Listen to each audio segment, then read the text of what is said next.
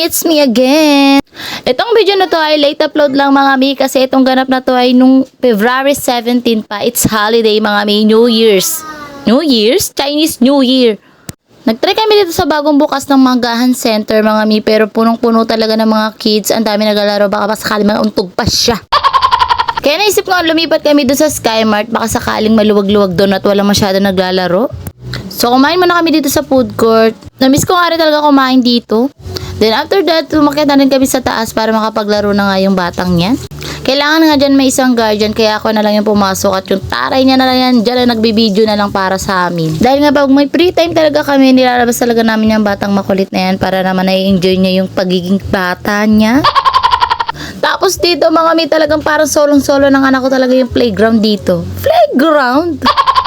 Kaya yan mga mi, enjoy siya. Wala siya masyadong kasama. Iilan lang din yung mga batang nandyan. Tapos mga mi, hinahayaan ko na lang talaga siya maglaro ng sarili niya kasi hindi ko na siya inaalalayan.